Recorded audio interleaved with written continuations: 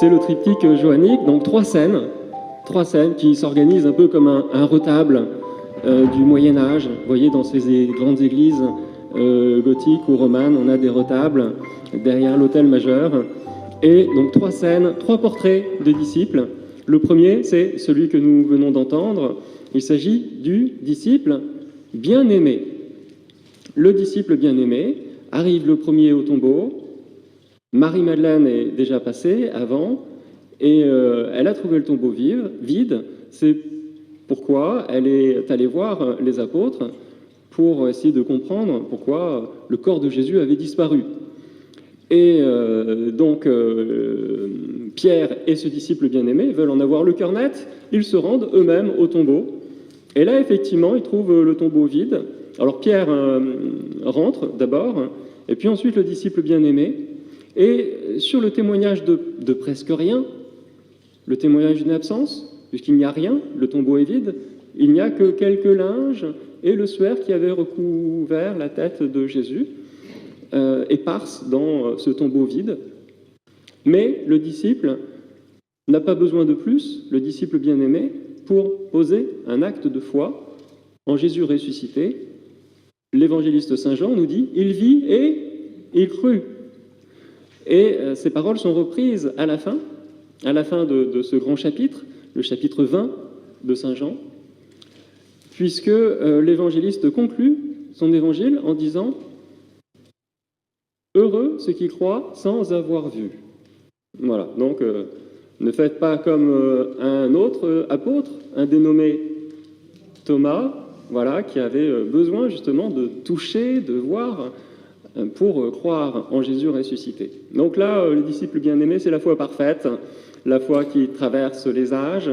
Et d'ailleurs, Jésus a dit de lui qu'il ne mourrait pas, ce disciple. Et effectivement, on prenait l'histoire de l'Église. Pendant 2000 ans, tous ces saints, ces saintes qui ont jalonné l'histoire de l'Église, eh bien, on peut dire qu'à leur façon, ils ont été disciples bien-aimés de Jésus, à la fois idéale et parfaite, qui leur a donné d'entrer déjà en cette vie dans le royaume de Dieu, le paradis.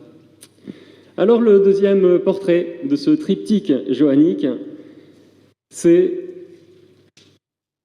une scène qui est souvent représentée dans nos églises, où on voit donc cette femme s'élancer vers Jésus, et puis Jésus faire un geste assez surprenant, de recul, puisqu'il dit dans l'Évangile « Cesse de me toucher, ne me touche pas, ne me retiens pas, car je ne suis pas encore monté vers mon Père, mais va trouver mes frères et dis-leur que je monte vers mon Père et votre Père, vers mon Dieu et votre Dieu. » Et ça, c'est célèbre disciple, qui est la première finalement à être allée au tombeau et à voir Jésus ressuscité. C'est une femme, et c'est Marie-Madeleine.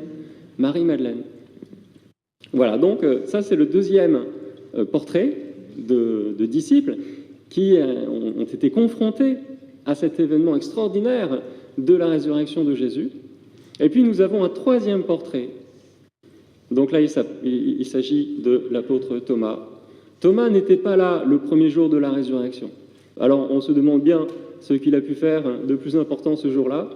Mais il n'était pas là, il n'était pas réuni avec les autres disciples, les apôtres, dans la salle commune à Jérusalem, où effectivement, pour la première fois, Jésus est apparu au milieu d'eux alors que toutes les portes étaient fermées. Jésus est apparu et il a montré une première fois ses plaies, son côté entrouvert à ses disciples. Et puis dans la semaine,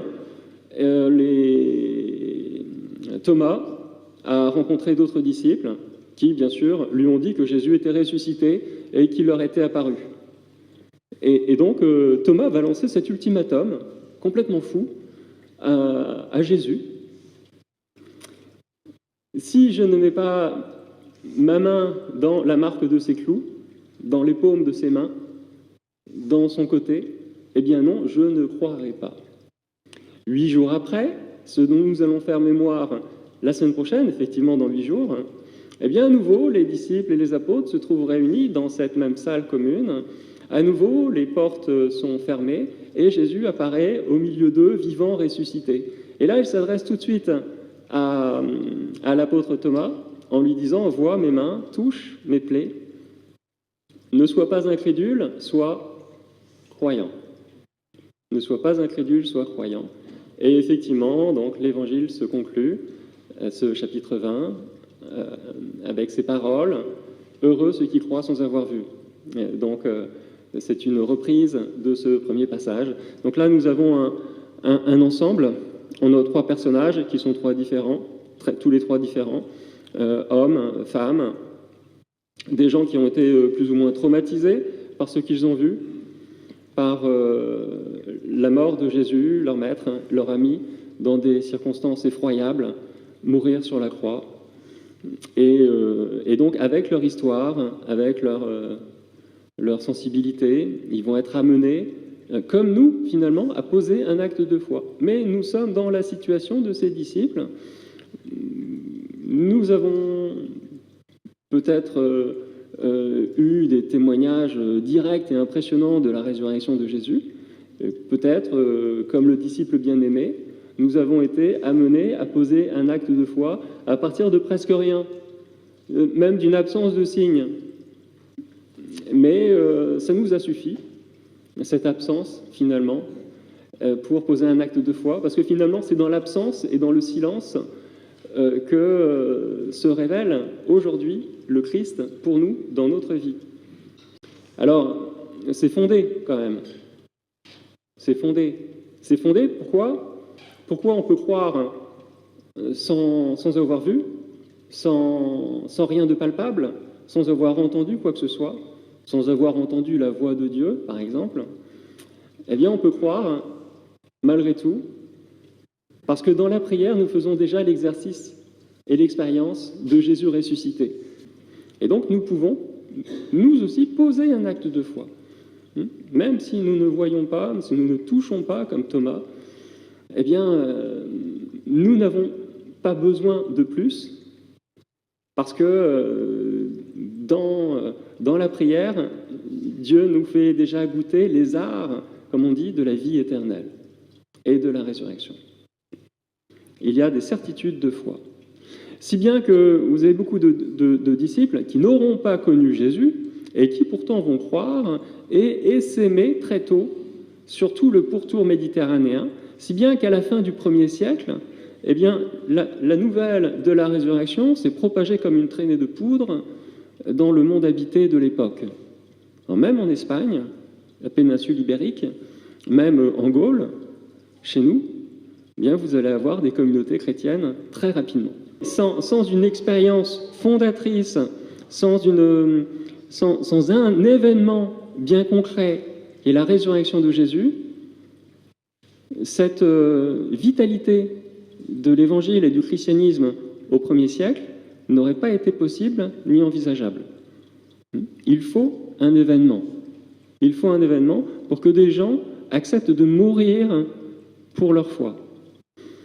Moi, je viens de Marseille, et chaque année, à Marseille, on célèbre justement l'arrivée de l'Évangile sur les côtes de Provence, et à Marseille en particulier, parce qu'il y a une première fois.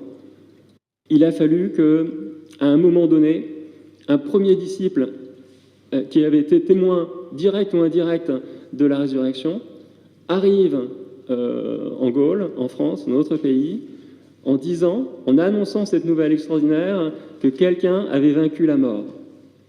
Et ça, c'était tout nouveau, et c'était une nouvelle absolument étonnante, extraordinaire. Personne n'avait rien entendu de pareil. Et après, il a fallu dire, eh bien, qui était ce personnage ? Jésus.